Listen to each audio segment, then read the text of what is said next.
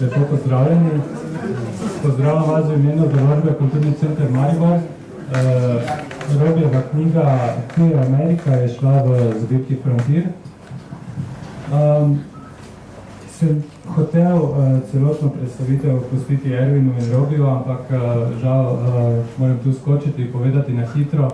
V tem trenutku v knjigarni knjige še niso. Upamo, da bodo v roku do konca predstavitve na voljo, če ne pa mogoče še kakih povrče. So pa na poti. Zdaj predajam besedo Ervinu in Robiju. Dobar dan. Najlepša hvala, da ste prišli. Moje ime je Ervin Kladnik-Milhačič. Po poklicu sem novinar in delam za časopis Dnevnik v Ljubljani. Ob meni je Robi Poredoš, dopisnik Slovenske tiskovne agencije iz Amerike. In eno manjše opozorilo bi dal na začetku, da ne bo zadrege prehude. Jaz bom Robija tikal, zato ker se predolgo poznavam in če se bom sprenevedal, da imam distanco do njega, bo prišlo do neljubih nesporazumov. To, kar mene kvalificira, da lahko z Robijem predstavljam njegovo knjigo Tuja Amerika, da so umlavki vedno bolj popularni, je to, da sva 5 let preživela skupaj v New Yorku, jaz kot dopisnik Dela, on kot dopisnik Slovenske tiskovne agencije. In jaz sem gledal, če je med nami novinarji še kdo, ki je ta trenutek bolj kvalificiran, da govori o Ameriki kot Robi, pa mislim, da ga ni, ker je že 20 let dopisnik in o Ameriki 20 let vsak dan piše.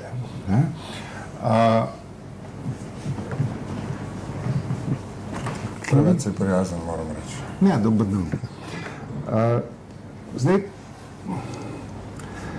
Robi, Amerika je nekje na začetku piše, da je nenavadna dežela. Mene v Združenih narodih sem enkrat slišal, nekdo opozarjal, da mi mislimo, da Ameriko razumemo zato, ker oni govorijo angleško.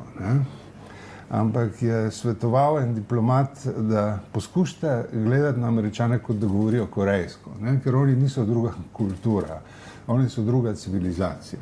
Zdaj, po 20 letih pisanja o Američanih, a to drži? Dober dan, jaz sem Robi Poredoš, oprostite zaradi glasu, malo se ga zgubo lepote, da sem. Reč pa, ja, bi se strinjal, Amerika je zelo zanimiva in vsak dan te preseneča in kar se najbolj vidi, mogoče z največ poročamo o politiki in gospodarstvu. Zdaj, če z političnega vidika, sem že pogledal volitve, jaz sem dal skozi pač 3 predsednike in zmeraj znova znajo presenetiti. Po Clintonu Bush, ko smo mislili, glih prej smo se pogovarjali, smo mislili, da bolj zabavno tega ne more biti, in po se izvolili Obamo, in to 2-krat, po smo pa prišli na Trumpa. Tako, ja, Amerika je različna. Jaz sem živel v New Yorku, živim v New Yorku in si pravijo, za New York ni Amerika. In kar je res, in imaš zahodno obalo, imaš vzhodno obalo, imaš Midwest, jug, različne regije, različne, mislim, vse poslod najdeš McDonald's, vse poslod najdeš Starbucks, ampak je drugače. Drugačni ljudje, drugačen način razmišljanja in to. Drugič pa naslov, vem, da je tudi gospod predsednik, to ni zaradi vas, ampak zmeraj, ko pridem v Prekmurje domov, mi vsi rečejo, Robi, tu je Amerika. In se mi je zdelo zelo primerno za to, ja. Ti si knjigo začel z datumom, s katerim se je Amerika začela. To je z 11. septembrom 2001, čeprav si ti že predtem, si še ta zadnja leta tega nedolžnosti Billa Clintona doživel, ko smo se vsi novinarji ukvarjali z njegovimi spodnjimi hlačami in mirno ignorirali to, da je ob tem še bombardiral Khartoum pa Bagdad. Ampak tako kot si ti zapisal, je 11. september nekakšen mejnik Amerike.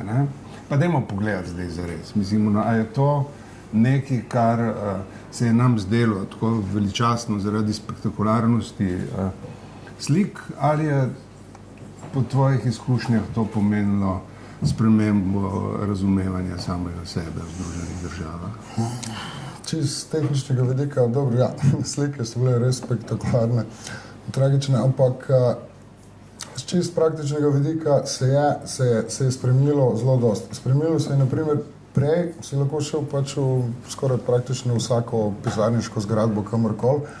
Osebnih izkaznic se še zmeraj ne poznajo, imajo izpite, Američani vozniške izpite, ampak do takrat nekako je bilo vse odprto, je bilo nekako prosto. Po tistem se moraš skoraj vse v New Yorku, vem, se moraš legitimirati, preden prideš v kakšno zgradbo. Spremenil se je tudi, ne vem, do takrat sem si mislil, to sta bili prvi 2 leti in Američani so pač veljali in še zmeraj se imajo za zelo svobodoljuben narod, svobodomiselne, freedom, vse posode svoboda, ampak zelo hitro so se odpovedali tej svobodi v imenu varnosti in to se je kar spremenilo z včeraj na danes. In do takrat open, vse je bilo v redu, po tistem pa ne vem, sem si mislil, da se bo res težko odpovedali temu, da morajo čakati v vrstah za varnostne kontrole, da naprimer v New Yorku samo. To se mi zdelo tako smešno, zanimivo. Po 11. septembru so na podzemlji začeli preverjati naključno nahrbtnike. Ne? In ljudje, dosti, ki so čakali v vrsti, dosti jih je reklo, zdaj se pa počutim varnega, ko so pregledali moj nahrbtnik. Ne? Zdaj veš, kam moš nahrbnikom. Ja, to, z tega vidika. Trije predsedniki, en za drugim, ne še če Clintona pustimo, ko je pač sodi še v to obdobje, ko so po celem svetu liberali vladali, ne? So trije predsedniki en za drugim markirali naše razumevanje Amerike. Ne? In od Busha smo podedovali vojno v Iraku in to izkušnjo destrukcije naše neposredne soseščine in potem postopno vpletanje Evrope v to zgodbo. Ne? Na to smo se hitro navadili. Obama je, in Irak je Busheva zapuščina, njegovo darilo vsem nam, ne? In z vsemi konsekvencami, ki izhajajo iz njega. Obama je pa bil veliko upanje, ne samo njegov predvolilni slogan, ampak tudi njegov nastop smo tako rekoč vsi nekako razumeli kot olajšanje. Končno je nastopila normalnost, ne? In na normalnost na način, ki si jo znajo privoščiti samo Američani, ne? Da seveda v trenutku rasističnih vzgibov, ksenofobije, antiislamskih popadkov izvolijo afriškega Američana. Ne? In to dvakrat. Dvakrat zapored, ja. In se spomnim, da je pokojni Jure Gostinčič, ko sem ga takoj po izvolitvi Obame, sem ga šel vprašati, kaj si misli o tem, in je rekel, to je največji politični dogodek v moji novinarski karieri. In je rekel, tako je bil moder Gostinčič, je videl to navdušenje in je rekel, zdaj to vsi sprejemamo z navdušenjem, ne? Mogoče bo razočaranje prav tako veliko, kot je zdaj navdušenje. Ne? In ni čisto jasno, kaj je ostalo od Obame. Zdaj, kaj nam bo prinesel Trump, to zdaj še z vznemirjenjem pričakujemo vsak dan, neko novost. Ne? Ampak kaj nam je zapustil Obama? Kaj je, rekel, 8 let uglajenega, pametnega predsednika, pa se zdi, da je ta zgradba, ki jo je postavil po konci, tako trhla, da se bo sesula pod lastno težo. Se je spremenilo z vsakim predsednikom, ne? Ampak zdaj bom malo pameten.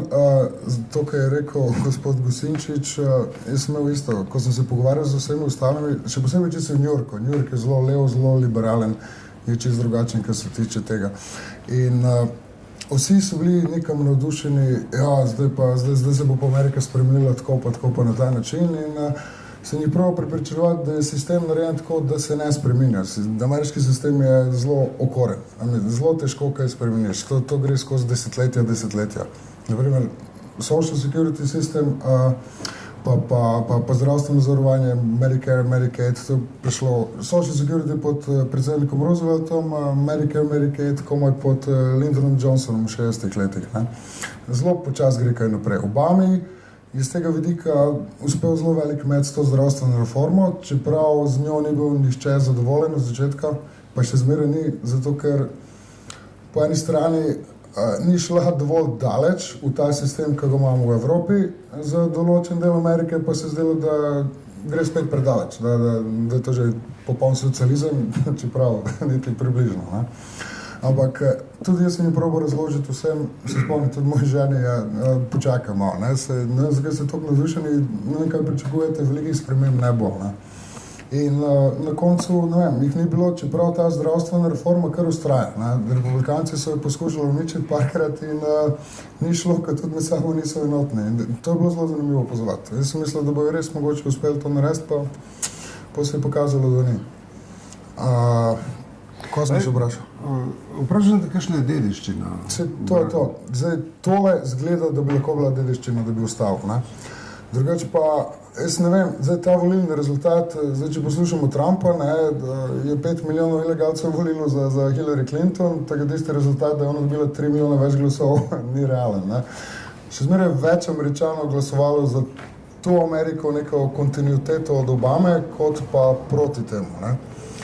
Tisti del Amerike, ki je glasoval, pač niso glasovali toliko za Trumpa, eni so, ampak večino bilo proti sistemu. To eno, meni si Michael Moore, ali kdo je že rekel, ne? Da on je tudi z leve, ne? In naj se pazi ljudje, zato velik naboj med ljudmi je, da se, kako bi rekel, razruši sistem, da imajo vsega dosti in ampak na koncu ni bilo tako. Je pa problem bil za Hillary Clinton, ker ni bila glih ta prava kandidatka.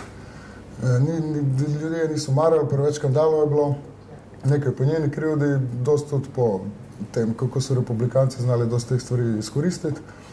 In zdaj imamo, kaj imamo, zdaj imamo Trumpa. Ne? Z mojega vidika, z novinarskega vidika moram reči, da je zelo zanimivo, ne bo dolg čas. In res bomo videli. Dajmo se, sem za hip se še ustaviti pri tem, pa poskušati razumeti. Ne? Ker to, a veš, že Bush, ne, je zase trdil, da je konservativc, nastopil je pa kao nevaren revolucionar. Ne? Da je čisto leninistične poteze. Važno je bilo, katero številko partijske izkaznice si imel. Ne, to, kaj. Misliš pa, da pač slediš direktivam. Ne? In smo tudi ugotavljali, da tako tale več kot 4 leta ne bo nikoli zdržal, pa je speljal 2 mandata, ne? In bil po odločitvah je vplivu na zgodovino sveta dosti bolj, kot predtem Bill Clinton v resnici. Ne?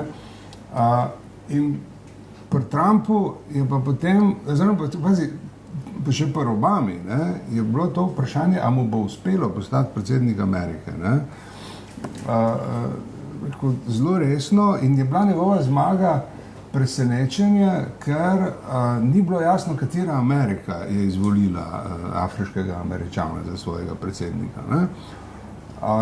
Medtem ko pri Trumpu se zdi še kar jasno, katera je to bila. Ne? In zdaj pa, kaj se je vmes zgodilo? Da so se karte tako zelo obrnile. A je res odloča pri volitvah taka majhna margina, ki že za Busha je bilo na prvih volitvah jasno, da je več ljudi glasovalo za Ala Gora kot za njega. Kratka, ta popular vote je bil njegov, ne? Pač mu je pa postal predsednik zaradi volilnega sistema. Ne? Pri Trumpu pa je bilo podobno. Ne? Glej, Obama je zmagal tudi zaradi tega, ker ni bil republikanc. Jaz sem govoril z ljudmi, naprimer po Pensilvaniji, po Bethlehemu, tam je zelo velika prekmurska skupnost in to so starejši ljudje. In so rekli, ja, ne bomo glasovali, ne, pa tudi če je črn, samo da ni republikanc več. Ne. Tako so razmišljali. Obama je bil izvoljen tudi zaradi tega, ker, če se spomnite, to je bilo tik pred volitvami, ko je McCain je bezlov, ko brez glave, sem pa tja, bi šel tja na debato, ne bi šel, bi to delal. Takrat, ko je borza propadala, Obama je pa dal nek občutek neke mirnosti in zanesljivosti, da bo te stvari znal porihtati. In so volili njega. Ne? Ampak po te stvari, te reforme se niso, kongres je blokiral, niso dalo speljati. Gospodarstveniki, pač ekonomisti so govorili, da bi bilo treba, ko bi rekel, tale stimulus zakon, so dali skoraj, ne vem koliko, $1000 milijard, ne? Ampak da je bil premajhen, da bi bilo treba več denarja za hitrejše okrevanje. Ker tole okrevanje po krizi, zgodovinsko gledanje, je bilo najpočasnejše do zdaj. Toliko počasi po eni recesiji še ni šlo nazaj. Še tudi po veliki recesiji je šlo hitreje nazaj, ko so potrebne ustrezne ukrepe sprejeli. In ne vem, Trump ni imel nobenega pozitivno sporočilo je imel tole, da bo zrihtal delovna mesta in da bo više plače. Ampak drugače je bil pa, tako me spominja na tiste, ne vem, gostilniške. Greš v ošterijo, pa bentiš čez cel sistem, pa čez vse, pa to, in ljudje so se s tem identificirali. Poglej, tak je kot mi, isto razmišljajo, na isti način, Dajmo razbiti vse. Po mojem, zaradi počasnega okrevanja, zelo počasnega, je bilo tudi različno razporejeno okrevanje, naprimer bogatejši so pač hitreje prišli k sebi, so postali še bogatejši, srednji razred pa kar izginja. In ljudem je to ostalo v glavi, niso se znali razložiti, kaj je problem, zakaj se to dogaja. Jaz mislim, da je bilo tudi malo rasizma, vse pri belih, vse na začetku. Ko se Obama imel prvi govor v kongresu, in eden, sem pozabil, koliko mi imel, ampak z Teksasa je bil kongresmen na nekaj takega, se je zadrl tako njega, you lie, lažeš, Ker tega prej v preteklosti, ne vem, če bi se kdo privoščil, da bi se tako na predsednika zadrl v kongresu. Ne, pa tudi z Obamo so si republikanci privoščili to, da ne samo, da ne spoštujejo človeka, ampak tudi institucije več. Ja. Kar v Ameriki res ni bilo. Ja, se je preneslo pa nas institucije in je bilo res grdo, Ampak temu, bodimo naklonjeni Trumpu, sem za hipec, Zad, Ima je naš človek, Mislim, jaz sem bil pri Trumpu najprej pameten, potem pa neumen. Obe izkušnje imam. Ko smo bila skupaj v Filadelfiji na demokratski konvenciji, sem jaz tako dajal roko okrog, sem rekel, Trump bo zmagal. Jaz bil pripravljen s komerkoli $100 staviti, da bo Trump predsednik Amerike, zato ker se mi je zdel demokratski diskurs popolnoma prazen. Tisto ni imelo, mislim, nobene zveze ne z resničnimi problemi Amerike, ne z našim svetom. Bilo je popolnoma kodificirano, govori so bili skoraj liturgični. Mislim, so cerkvene pridige bolj nepredvidljive, kot so bili govori demokratskih politikov na njihovi konvenciji. In sem bil prepričan, da bo Trump zmagal, zato tudi napisal, manj dokumentirano. Potem sem pa se odločil, da bom to razumel in sem začel brati ameriški tisk. In neumen kot sem seveda bral liberale v prepričanju, da so liberalci pametnejši od konservativcev. In sem konservativce, ki so razlagali, recimo Rosa Dutata, pa take, da bo Trump zmagal, sem preprosto ignoriral, češ neumni, in sem potem se pustil prepričati, da bo zmagala Hillary Clinton. In stvar, ki je meni težko, iz Ljubljane itak težko razumeti Ameriko, ampak težko je razumeti, v čem je privlačnost tega, kar Trump dela za Američane. To, kar ti v knjigi opisuješ, to je zelo dobro, zato ker mimo teh političnih premikov, velikih spopadov, ki jim slediš, tukaj opisuješ Ameriko, ki je vsakdanja in v kateri je v resnici vsak dan tako, kot je bil včeraj, in današnji dan je, jutrišnji dan bo tako, kot je današnji. Ti opisuješ izredno stabilno Ameriko, ki ne mara pretresov. Amerika vsakdanjega življenja je to, je predvidljiva in varna. In v to zdaj Trump stopa kot nekaj popolnoma nepredvidljivega, nevarnega in tudi v družbi sproža procese, ne, ki izgledajo tvegani. Ja, no, če se spomniš, verjetno se spomniš, glede, ko smo bili v Filadelfiji, je prišlo, je prišlo ven od hekerjev. Hekerji so vlomili v sistem demokratske stranke in so dali te stvari ven. In je prišlo do velikih demonstracij podpornikov Bernie Sandersa proti establishmentu demokratske stranke. Ne. In to je bilo takrat. Zdaj pa, ti si napisal, se spomnim, jaz s tabo več ne stavim, ja, ampak in si napisal. Ampak pri meni je bilo isti problem, čeprav ti si rekel, ja, si verjel liberalce, niso bili samo liberalci, ne. Kamorkoli si šel, kdorkoli si je lotil resne analize, jaz sem dal skozi ne vem koliko novinarskih konferenc z profesorji, z analitiki, z ljudmi, ki se spoznajo na zadeve. Jaz si ni pač verjel, što sem jaz dal pameten, ne. Vsi so govorili, da ni možnosti. Naprimer, zaradi žensk ne bojo volili za njega zaradi njegovega odnosa, pol zaradi latinsko-ameriške manjšine, ki narašča, postaja vse bolj pomembna, ne. On je začel kampanjo s tem, da je Mehičane obtožil za posiljevalca in, ne vem, lopove, ne. In vsi ostali so tako to vzeli nekam zares, ne. In zgledalo je, vsaka analiza je govorila, da pač ne more zmagati. In tudi on ni verjel. Takrat so že skoraj šli spati in so se zbudili, pa so prišli ven proslavljati. Noben ni verjel, resno.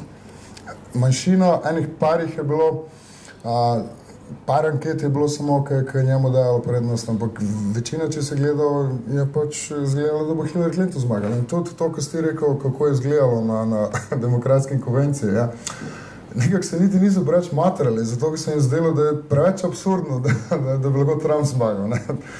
Se mogoče niti ni zdelo. In zaradi tega Bernie Sanders je tudi kandidiral, po mojem, zaradi tega je rekel, ok, zdaj je šansa, da res kaj naredimo, ker on je tudi parkrat povedal to, tudi med kampanjo. Pa dejte, nehajte me zabavati, ne, se bomo zmagali, ne, proti takemu, ne.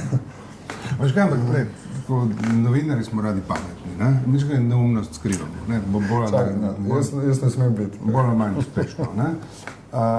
Ameriški novinari so pa od hudiča, mislim, tako, ameriška novinarska profesija je zelo resna stvar, ne. In če odmisliš to, kar vsaka novinarska tradicija nacionalna nosi s sabo, da imaš en segment novinarstva, ki ne razume poklica in se bolj ukvarja s propagando in pač pripovedovanjem pravljic, je bilo jedro ameriškega novinarstva vedno zelo močno. Vedno so preverjali svoje informacije in to ne po internetu, ampak sem na teren hodili vpraševati ljudi in skozi reportažne tekste, skozi intervjuje, skozi globinske raziskave poskušali razumeti svojo družbo in razen v redkih izjemah si se na ameriško novinarstvo kot razred lahko zanesel, da razume družbo, v kateri živi. Ne? Ob Trumpu pa se je zazdelo, kot da ni res to, ne? Da ta mašina, ki je ogromna, v zadnjih 10 letih so odpustili 250,000 novinarjev v Združenih državah Amerike. Ne? Zakaj je postala tako šibka? Ne samo, da ni razumela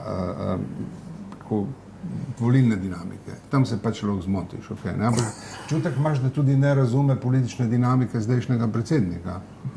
Če ne grem pregloboko, tako kot sem prej povedal, zdelo se je preveč absurdno, da bi lahko zmagal na ta način. Ja, ampak razlage tega, kar zdaj počne, ne, pa tudi niso ravno fascinantne. Ja, ampak, tako kot sem prej rekel, sistem je tako narejen, da se ne spremeni. In zdaj, ko ga pač imaš v beli hiši, ga imaš v beli hiši in to je to. Zdaj, zelo težko je kaj spremeniti. Mislim, lahko dela skoraj počne, kar hoče. Tudi zaradi tega, ker ga njegova stranka se ga še ne bo odpovedala, dokler ne bojo probali speljati tele velike davčne reforme. In do takrat lahko še dela. Mislim, iste, take stvari izjave no problem. Pred 14 dnevi je bil ta shod neonacistov, pa kako se reče white supremacy? Ja, ne vem, kako se, a kdo ve prevesti white supremacy v slovenščini, kaj je tako prijazno? Prevlada belcev. White supremacist, kot oseba. Jaz tega ne znam preveč, Ja, jaz ampak tudi ne, ja. mislim, da razumemo. Skratka, Rasist. in jaz sem potem v ameriških medijih probal razumeti, koliko jih je bilo. Koliko veliko, ker zdelo se je, da tam so nepregledne množice rasistov, ksenofobov, ne, fašistov. Ne. In sem potem, koliko sem jaz lahko razumel, ne, sta bili tam 2 nacistični zastavi, ne, in mogoče 100 ljudi. 100-200 ljudi, ampak to, gled, ja, zelo malo jih je bilo. Ne? Hrup je bil Hruk je bil velik. Malo jih je bilo, ampak za zborovanje teh skupin, teh ljudi je bilo to dost. Prej jih je bilo mogoče 20-30, takega. Pa zgleda, da je bil vikend pač tak, ne vem, kaj je bilo. In pol je pa še avtomobil je povozil eno žensko, ne, eno od protestnic, in pol iz tega nastalo. Ampak ne bi nastalo tako če ne bi pač Trumpova reakcija. Najprej se ni odzival. Najprej je pol poslal, se mi zdi, prvo damo, Melanijo, da je dala eno izjavo tako, dajmo se vsi imeti radi, ne se tepst. In pol je rekel, ja, da so vsi skupaj, da so oboji krivi. Pol na drug dan v ponedeljek, meni se zdi, je da so mu rekli, ko mora povedati, kakšno izjavo naj da, ne, da se to ne reče, ne, da ni, in je dal tako izjavo, ja, obsodil je rasizem in ne. Pa drug dan se je spet strgal z veriga, nisem mogel pomagati in je prišel, jaz sem dobil tisti občutek, se je zbudil, pa je rekel, ma ne bo noben meni govoril, kako jaz rekel, in je prišel ven in pol je še naredil štavo, ne, in potem se je zažela ta debata še hoče. To, kar pa zdaj govorijo, ne, pa bomo še to te bom vprašal, pa bomo odprli mikrofone za publiko. Ne. Če v Latinski Ameriki 3 generali vodijo predsednika, se temu reče državni udar, ne, in smo vsi močno zaskrbljeni za razvoj demokracije. Ne. Zdaj je pa tako, da liberali z olajšanjem ugotavljajo, ne, da ima Trump okrog sebe 3 generali, en bolj trd kot drug. Ne. Mislim, Kelly je marinc, to so kot roboti. Ne,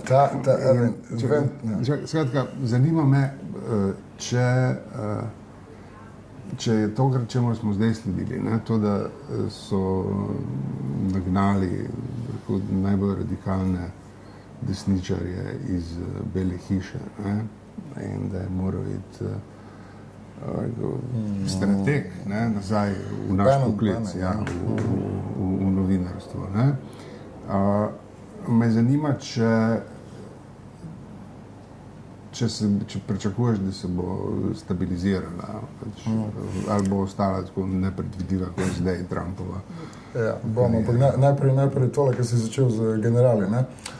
Slovenija ima novo veleposlanico pri Združenih narodih zdaj, ne, Darja Bavdaž Kuret, in je prodajala kreditive in smo imeli majhen sprejem. Smo se pogovarjali in me je spreletelo kar tako. Eventi, ponovadi smo hoteli v normalnih, civiliziranih, demokratičnih državah, da ima civilna oblast nadzor nad vojsko. Se pa si zahvaljujemo Bogu, da so generali okrog v Beli hiši, ne? Zaradi tega, ker prinašajo neko stabilnost in to je to debata. John Kelly pa ostali so tisti, ki pomirjajo ljudi. Ampak kaj z tega lahko sklenemo? Okay. Če ti ne veš, koliko jaz ne bom pamet. Dobro, to za začetek smo odprli par tem, prosim, če se pridružite pogovoru. To je Robi Poradaš, 20 let Amerike. Gledajte, Poredoš. Poredoš? Od kdaj? Kako že? Oj, 47 let. To ste ti ne Slovenci, človek, ko nikoli ne ve, kako bi bo ime napisal. Ne? Prosim. Bom jaz, Maja Korsika, kolegica z STA. Jaz bi poprašala v bistvu, kaj je bil tvoj glavni vzgib, da si se sploh lotil pisati knjige? Čeprav razumem, je tako bolj esističnega tipa, glavne teme, ki ti odpiraš, tako če malo. Kratke zgodbice, ja. Lotil sem se zaradi Dušana Hedla, ki ima založbo, ki je izdala to knjigo. On je pač bil v New Yorku parkrat in je rekel, zakaj bi ne bi kaj napisal, ne. Zaradi, kje hudiče, imam čas, ne. No, če to piše. In potem sem rekel, ok, v redu, bom probal. Ampak glede na to, da delam za STA in sem pač v tem že 20 let imam glavo v tem noter, v kratkih jedrnatih zadevah, čeprav uredniki se ne bi skozi strinjali z mano, ne, tako. In sem rekel, bom naredil eno zbirko kratkih zgodbic, to, ko sem podoživel po Ameriki. In potem sem probal. Je bila že končana skoraj, ampak po zglede volitve stran pa se mora še to dodati. To je že bilo brez veze. Torej kratke zgodbe, ki se navezujejo na 20 let tvojega bivanja. Tako, ja. So se dotočene na New York. Na celo Ameriko, koliko to, na te kratke zabavne razlike mogoče, ne, zakaj Slovenci, zdaj ne vem, mogoče je zdaj drugače, ne, ampak ko sem jaz bil še v Ljubljani, ko sem čakal na trolo, ne, smo vsi zgrmeli na vhod gor, ne. Američani so zelo verjeni glede tega, ne, vsi se postavijo vrsto, kulturno čakajo in se ne pritožujejo. In tudi, na primer, v New Yorku to mene fascinira, meni so bile vrste, neko znamenje pomankanja, ne? Ali ni bilo benzina, ali ni bilo pralnega praška, ali ni bilo kav, ko smo čakali. V Ameriki ljudi čakajo neke stvari, ki jih ne rabijo v bistvu. Najnovejši iPhone, ali ne vem kaj, tole restauracijo, pa je 5 restauracij še poleg, pa ima isto dobro hrano. Ne? Take majhne razlike. Izvolite. Matjaž Kovačič, pred 25 leti sem bil konzul v New Yorku, torej ob tem, ko je Slovenija stopila na svojo pot. Zdaj, jaz nisem uspel prebrati tvoje knjige, pa samo fotografije sem pregledal in videl, da se dotikaš tudi Slovencev v Ameriki. Pa bi me zanimalo, kako vidiš sedanji položaj Slovencev v Ameriki in torej našega izseljenstva mimo težav z našim slovenskim zetom, tistimi navadnimi. Ja, hvala. Če gledaš nazaj v zgodovino, je bilo, Slovenci so pač začeli hoditi s trebuhom za kruhom, v Ameriki šli so v te industrijske centre, ki so pač propadajo počas, ampak so pa, ko je bil konzul Gogola, se spomni, Tone Gogola v Clevelandu, so šla enkrat okrog po teh slovenskih skupnostih in je zanimivo. Takrat še nisem vedel, to je bilo 99. leta na začetku, ko sem prišel in sem bil fasciniran, koliko jih je in kje vse so. Mislim res, po celi Ameriki, od Minnesote, tam Kolorada, Kalifornija, tle vzhodna obala je močna. In pol sem imel še, po drugi svetovni vojni je bila druga generacija, pač druge vrste izseljenici so bili. In tam to še malo v Clevelandu je še malo mogoče razdeljen, pa ne preveč, mislim, ni tok, ne. Sem imel včasih občutek, da se pogovarjal s kom, ja, tam v Clevelandu so levi, pa ta desni, pa gor pa dol, ampak ne, ljudje, zanimivo, tudi ta levi Slovenci hodijo v cerkev tam, ne, vsi hodijo v cerkev. To so bile prve slovenske ustanove, ki so jih postavili, ko so prišli. So šli delati in prvo, kar so hoteli narediti, je bila cerkev, da so imeli kje prostor, da se družijo in tako naprej. In v New Yorku imamo en tak prostor še, ko ga vodi pater Krizolog in mislim, da dokler je on tam, ta zadeva ne bo propadla, ker dosti cerkva se zapira. In meni je zelo zanimivo tudi tale skupnost v Betlehemu. Ne sem zaradi tega, ker sem tudi s Prekmurja, ampak ljudje so ohranili tisti jezik, še zmeraj dialekt, jezik, ne vem. In ko je prišla delegacija v Murske Sobote, na primer tja, in se niso mogli sporazumevati več v slovenščini, čemorkoli, ampak so morali v angleščini govoriti, ker se ne razumejo med sabo. Drugič pa, v New Yorku skupnost je zelo zanimiva, zelo mešana. Škoda, ker nimamo konzulata več tam, zaradi tega, ker dosti ljudi prihaja tja, mladih, umetnikov, ta in drug način. Ta cerkev, ta prostor je še tam, ker se lahko pride skupaj, pa spije kakšno kavo, kaj pomeni. Starejših pa ni več tok, ne. New York je bil močen. Pred 100 leti je bilo do Slovencev tam, na jugu Manhattana vse, po so se pa razselili in na primer v cerkev v New Yorku, ki je zdaj še edina slovenska, ki nima niti banke, ne, pa ne konzulata, no, razen misije pri Združenih narodih, seveda to je ostalo. Njih pride mogoče po 30-40 največ v nedeljo, ne. Tok še, ampak se vsi morajo voziti oddaleč. Sem odgovoril, kaj, sem kar nakladal. Izvolite. Jaz bi imel vprašanje, kakšno je stanje, če možno tako malo bolj posplošen odgovor, da trenutno ameriško razumevanje ameriške izjemnosti, exceptionalism, ker če Američani kako sebe opišejo, so vedno exceptional, so exceptional. Exceptionalizm je osnovna definicija. Pa seveda, v teh časih gledano od zunaj, so oni seveda exceptional, ampak so exceptionally bad. Kvaliteta demokracije nazaduje, kvaliteta medijev nazaduje. Jaz grem večkrat v Združene države, glavno v Washington in New York, in moram reči, da je aggravating to watch TV in America nowadays. Ker vi, recimo, ko odprete televizor zjutraj, poslušate 50 minut, 10 minut reklam, 50 minut zmerjanja Donalda Trumpa in ruskega vmešavanja. In to je javna scena zdaj. No, mislim, to je seveda površno gledanje, ker jaz tam ne živim in sem občasno obiskovalec. In zdaj me zanima, ali je možno govoriti o tem ameriškem razumevanju samih sebe kot nekaj izjemnega, kot exceptional, na kakšen koli nov način, oziroma kaj se tu dogaja? Jaz mislim, da je bilo to razumevanje zelo močno, vsaj pri večini, takrat, ko so izvolili Obamo. Tole, da je Amerika zvolila temnopoltega predsednika, se je zdelo vsem, tudi republikancem, tisti, ki priznajo, ki nalažejo, se je zdelo nekaj wow, ok, ja, to pa je nekaj velikega. Ne? In to pa, ko ste rekli za televizijo, pa za te stvari, meni zdi, da se je začelo v Clintonovih časih, takrat, ko so začeli škandali prihajati ven, takrat se je začel razcvet teh kabelskih televizij, Fox News, MSNBC in teh cable talk show channels in ki zagrabijo eno kost in pol meljajo to kost non-stop do nemoglosti. In to zdaj delajo z ruskim škandalom, ne, s tem. Ampak pri Trumpu pa je ta exceptionalizem, meni se zdi, da postaja zaprt.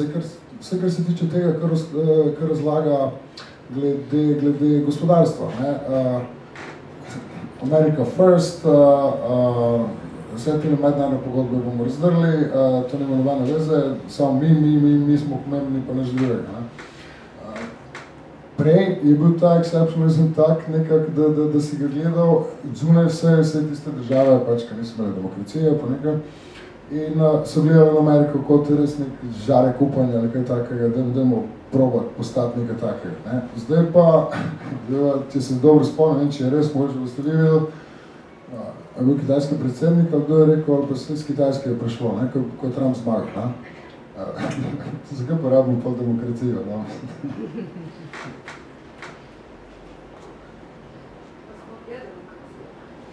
Ja, vse volitve so, ne? No, sej, gled, tudi prej so bile volitve, doskrat vse v New Yorku vem, ne?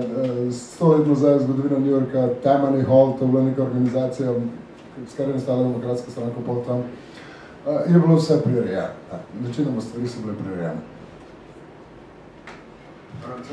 Robi, a ni tako, da se je zgodilo nekaj bolj nesrečnega od tega, da je ameriški srednji razred, ki je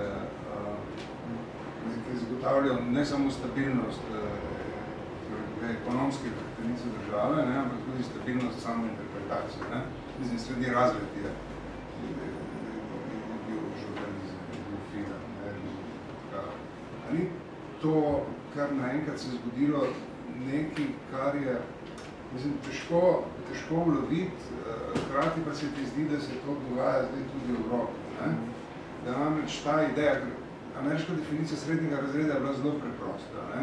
To je, da dobiš službo v avtomobilski industriji in zaslužiš dovolj denarja, da najameš kredit za to, da boš kupil hišo in da boš imel pred njo dva avtomobila. To je srednji razred, hkrati pa, da bo otrokom zagotovljeno šolanje na eni od univerz.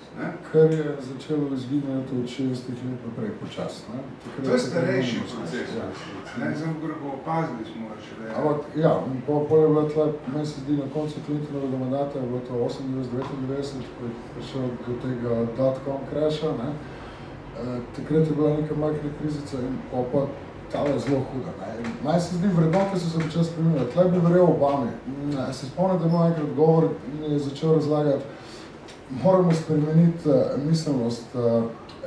Ko preveč ljudi misli, dajmo čim prej, dajmo študirati nekaj takega, ko me lahko pripelje na Wall Street, pa da čim prej zasluži $10 milijard. Noben pa ne razmišlja več, dajmo delati nekaj takega, kar je koristno zate, za družbo, za ostale. Ampak mogoče zdaj, in zdaj mislim, da je tudi to, kar pripravlja Trumpa gor počas. In mogoče, jaz imam občutek, vse jaz ga imam, ampak dobro, ne bi stavil, da je to nekam mogoče zadnji izdihljaj te Amerike. Kaj bo? Bela Amerika, ki se spominja tistih zlatih časov srednjega razreda 50-60 let nazaj, v 50-60 letih, koliko je bilo takrat fajn, ne? Se pravi, je bilo za belce, za črnce ni bilo tako fajn, tudi za ženske ni bilo tako fajn, pa za vse ostalo, ne? Meni se zdi, da pa tudi kako se etnično sestava prebivalstva spreminja, vse več je Latinoameričanov, vse pomembnejše postajajo. Meni se zdi, da je to, ampak bomo videli čez 3 leta. Ne, že pardon. Ja, Robi, Nadja Podobnik, jaz resnično upam, da je tako, kot ti misliš, da pač to so zadnji vzdihljaji te sorte. Kljub temu pa zdaj Trump je tukaj, ne, in rada bi slišala tvoje besede, kako v Ameriki to čutijo, ker tle v Evropi, pa verjetno še kje druge po svetu, mislim, nas je strah. Veliko ljudi je strah, mislim, ker on pač je, ne vem, kaj bo naredil. Če spremljaš ameriške medije, ne, te lahko postane strah, ne, ampak jaz ne vem, jaz sem Trumpa srečal parkrat in moram priznati, na osebni ravni sem je zdaj čist simpatičen, normalno, znal se je hecati in ne mislim, da je, kako bi rekel, da je evil, zloben, ja bo pokvarjen, ja bo politik, ne, ve, kje je kaj izkoristiti, kaj se splača, kaj treba narediti, kje je šansa, ne, in to je tako se pridem izkoristiti na volitve, da bo neverjetno. To me je treba čestitati. Našo je tisto luknjo, ki se je dalo še preizkos, ne. Kje ti vidiš, kaj, mislim, kaj je sploh njegov namen, mislim, zakaj je on hotel postati predsednik? Glej, verjetno se motim, ampak takrat je bila, a veš, ko imajo tiste večere, dopisnikov Bele hiše, ki se vsi zabavajo iz predsednika, predsednik pol z ostalih in sem pa tja. In to je bilo na Obamovi, ne ker in Trump je bil občinstvo. Obama si ga je to privoščil, Trump je takrat porival tisto birth certificate, v rojstnem listu je bil Obama rojen na Havajih ali v Keniji ali karkoli, ne. In vem, da se je Obama se tudi treba norca eni pol ure za Trumpa in Trump je bilo tisti pogled, ne, a veš. Tako imam občutek, da takrat mislil, malo boste videli hudiče, vam pokazali. Koliko pa lahko dejansko naredi, glede na to, da praviš pač, da so stvari zelo težko premakniti? Glej, prvih teh par mesecev ne, dejansko ne more preveč narediti. In tle pa ima, tako kot sem prej rekel, te generale okrog sebe zadeva. Generali so tisti, ki mirili zadeve, ne, nimaš. Civilna oblast mora biti tista, ki generale mirimo, pa tle zdaj obratno. To bi se rekel, tam pele, ne vem. Jaz sem, ameriški predsednik ima velika pooblastila, ne? In med drugim ima, mislim, da ima 60 ali 90 dni časa, da uniči svet, ne? Ker v obrambo Amerike lahko sproži vojno brez odobritve kongresa in mislim, da lahko 3 mesece vodi in greš še potem... Vojno pa se ne reče vojno. Ja. In mi gledelo, že zjutraj ostaneš, da pogledaš na Instagram, koliko lajkov imaš in potem greš še pogledati, če se je termonuklearna vojna že začela. Ne? To je simpatičnost 21. stoletja. Ne? Ampak ne bi smelo biti hvala. Kaj so zavodni?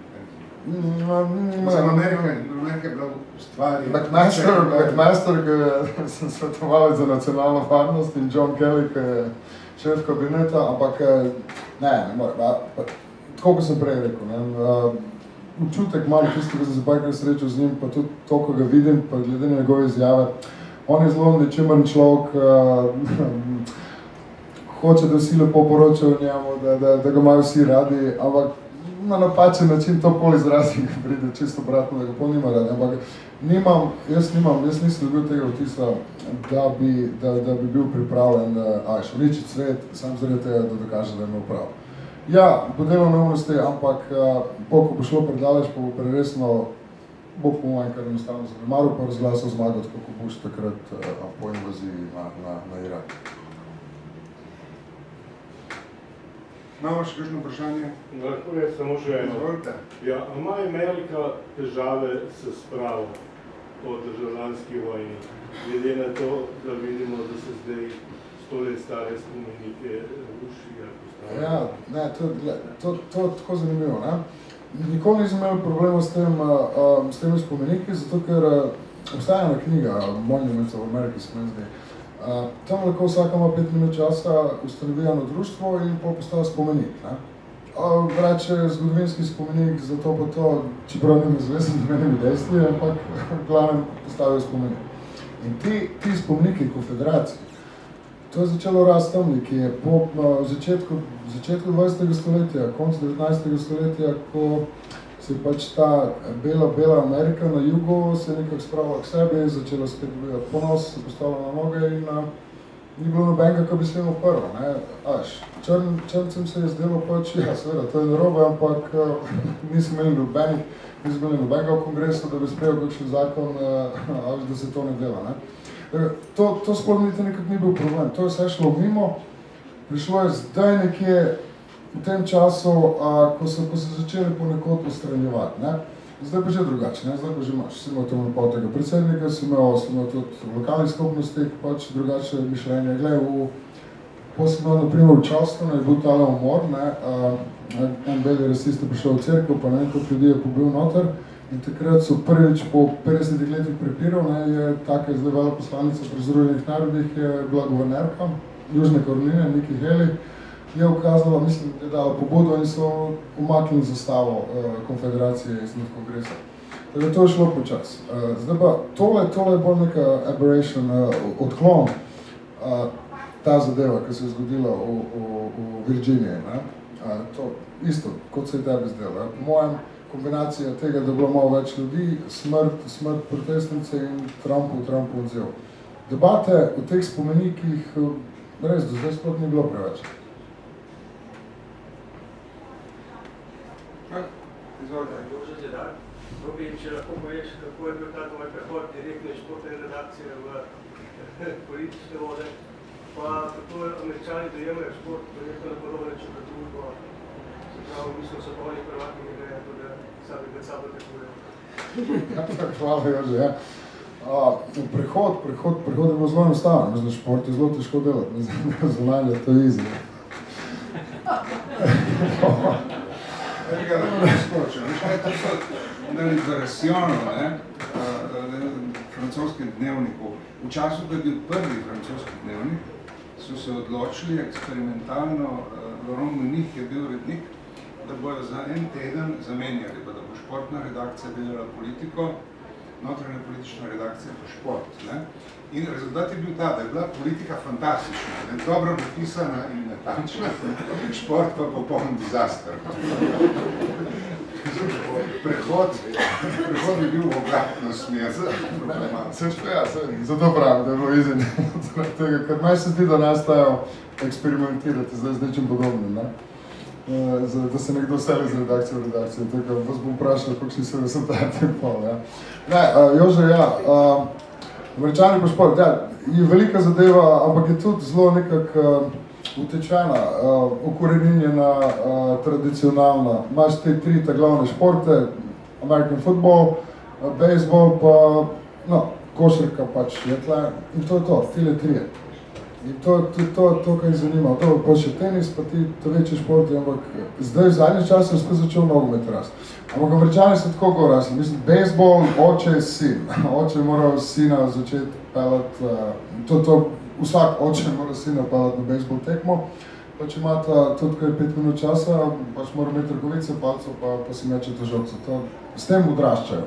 Nam se baseball zdi, no, vse meni, jaz sem prišel tja, ko sem star 28 let, nekaj tako, ja, whatever, mislim, zapravljanje časa, ne vem, kaj bi delal tam, zelo dolgočasen šport, ne. Ampak Američani rasejo z njim in so v tem noter. Športne zadeve so pa drugače, vse se nekaj pisal, o tem se meni zdi. Američani zelo radi jejo, ko grejo kar, naprimer na plažo. Veš, da tovorijo tiste kulerje, pa neko gor in se ti zdi, kot da grejo sam tja, samo zaradi tega, da se ne jejo, pa grejo domov. Ne? In isto je na športu. Na športu pa, če greš na tekmo, moraš pač kupiti hot dog, ali pa pivo, ali nekaj takega, ali pa sok. In te stvari so toliko drage, da to neverjetno. Ne? Mislim, to je pa supply and demand, to je pa kapitalizem. To je toliko tradicionalno, da moraš pač hot dog jesti na tej tekmi, da stane neumnih 10-20 dolarjev. Ja, sem tako odgovoril, Jože. Ja, Vsakega časa pa se še vedno vračaš domov, ne? In me zanima, kako ti opadaš vpliv Amerike na slovenske mlade, lahko kakšne politice, ali to v Ameriki, ali pa ja, to je zanimivo, ne? To, kar se iz Amerike prinese sem, je čisto nekaj drugačnega kot je v Ameriki. Ok, bom malo banalen izrazoslovje, ne? Mladi uporabljajo neke besede, ker če bi v Ameriki na ulici slišal od koga ali pa v šoli, ne, bi te zaprli. Ne? To se ne govori, ne moreš tak jezik uporabljati. Ne? Imam tudi probleme včasih, ko to prije na obisk, pa wow, ok. Ne vem, prenaša se pač nekak ta kultura, kaže, glasba, filmi, te stvari, pa vsak ima občutek, da ve zelo dosta v Ameriki. Ne? Je pa čisto drugače. Tudi sem bil presenečen. Jaz, ko sem prišel tja, jaz sem, naprimer, nisem znal v McDonald'su naročiti hamburgerja pa pijača. Gremo vrsto, čakam, what would you like? Tole pa tole. What kind of a soda would you like?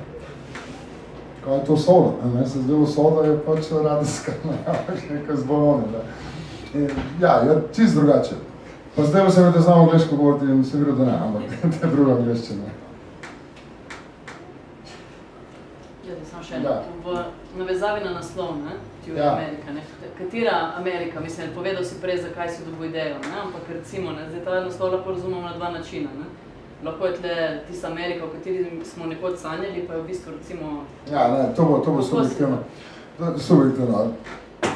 Tu je Amerika, tako kot jo jaz vidim. Se ne navezuje na nobeno zgodbo ali njim...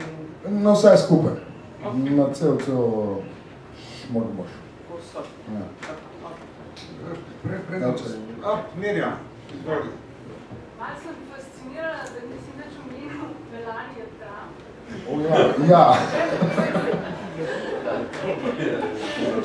že v kontaktu tega, zato je neka fascinacija bila s to damo.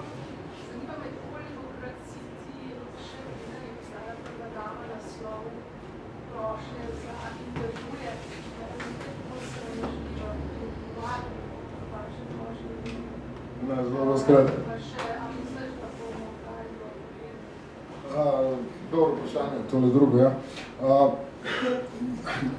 Prvo dame je zanimivo tole, ja. Upam, da ne bom koga užalil, ampak se mi zdi, ja, fascinacija, ja, v Sloveniji, tam je ni v bistvu. Ja, lepa punca, ampak to je to. Noben se preveč ne ukvarja z njo. Tudi ona ni nič aktivna preveč, če se spomnim. Med kampanjo je razlagala, da se bo ukvarjala z anti-bullying, kako se reče, proti nasilništvu na internetu, ne. Sem se vsi smejal, ne začne premožil, ne. Ni aktivna, nič se ne pojavila, kolikrat sem jaz naslovo, ja, pošiljal se, ne vem, kolikrat in ne, koliko da te ni, ja. Ampak to ni sam, ne rečem, da sam slovenski mediji tako, je tudi z ostalimi, ona je zelo privatna oseba, se drži zase in jaz imam občutek sam pri sebi, da ko se je Trump odločil, da bo kandidiral, ne, mu je rekla, da ne delaj tega, prosim. Vsej tak občutek sem, da zelo nerada se je pojavila. Prišla je na konvencijo, imela en govor, pa še en govor v Pensilvaniji in to je bilo to. Čakaj, si mislila, če bomo jo videli, ne? Po mojem, jaz bi imel občutek, da bi prej Trump rekel, da žena gre v Slovenijo, ne, tam, ki stoji doma, ko pa bi ona rekla, da mož gre v Slovenijo. Jaz imam, ne vem, tako občutek sem tudi. Njih dva sem videl skupaj pred 20 leti skoraj. Slovenija imela en sprejem v dnevu državnosti in sta prišla. Takrat sta bila še fant pa punca, malo starejša. In sta prišla na kratko, se predstavila, par besed zmenjala z par ljudmi in to je bilo to. Pa je Trump, se meni zdi, predstavljal Rogaško ali prodajal Rogaški kristal pod svojim imenom in je prišel na sprejem, ne? In takrat, sem mogoče napisal, takrat sem se šalil, takrat je bilo tisto, to je bilo to že 2010, ki se je hecal, ki je razmišljal, da bo kandidiral za predsednika, ne? In pa sem ga vprašal, če bi nesel ta kristal slabo, če je tako dober. Pa je rekel, ja, seveda, najboljši kristal na svetu. No, in on se mi je zdelo, da je Botko. In se ga vprašal, kaj bo žena, ne? Kje si dobil idejo za to? In je rekel, žena mi je rekla, ne, to je dobro podjetje, se splača to delati, ne? In se ga vprašal, kaj pa je, to ki je žal, ampak je imela neodložljivo obveznost, ne? Tako, on bi bil tak, ko bi rekel, da je greva tega. To je moj občutek na to. Robi, ta knjiga sicer malo škoda, da je Amerika, ne? Ampak v resnici je ljubezensko pismo v New Yorku, ne? Ko je 20 let v New Yorku in zdaj New York ima rad v sebi govorilo o superlativih, ne? Ampak kljub temu, da New York zase trdi, da je najboljše mesto na svetu, ne, je res, ne? Ni ga kraja na svetu, ki je bil tako fascinantno kot to mesto, ne? In zdaj po 20 letih to je še privlačno? Ja, to je to. Meni že pred par leti mi je že šlo na živce zaradi tega, ker to je samo New York, only New York, samo mi lahko to delam, ne? Ker je totalno nakladanje pa pretiravanje, tam lahko verjamete. Po drugi strani pa se fascinira nad njim in ne predstavljam se, kaj druge bi živel zaradi raznolikosti, zaradi, rase so pomešane totalno, noben ne razmišlja o tem, kdo je črn, kdo je bel, kdo je to. Zjutraj vstaneš, greš na kavo k Italijanom, popoldne greš k Čehom na pivo, pa greš k Bosancem na čevape. Slovenci sicer več ni, ampak dobro, Mađari imajo Dunajske pa Avstrijci, ne? Tako, ja, nekaj stvari, samo v restauracijo, ne? Pravim zaradi te raznolikosti, zaradi tega, ker te noben, ni pomembno, kdo si, kaj si, noben te ne pozna. Pa še zmeraj si lahko ti in lahko delaš skoraj kar hoče, dobro, ne, so policaji tam, ampak to stvari lahko delaš. Prav, najlepša hvala. Robi, lepo življenje, lepa knjiga, najlepša hvala, ki si najti čas, da si se ustavil pri nas. S tem bo končala in jaz upam, da je založba že pripeljala knjige, če bo nekdo... Distributer je dostavil knjige v knjigarno. Odlično. Ja, Rob je tukaj podpisal knjige in lep dan. Hvala.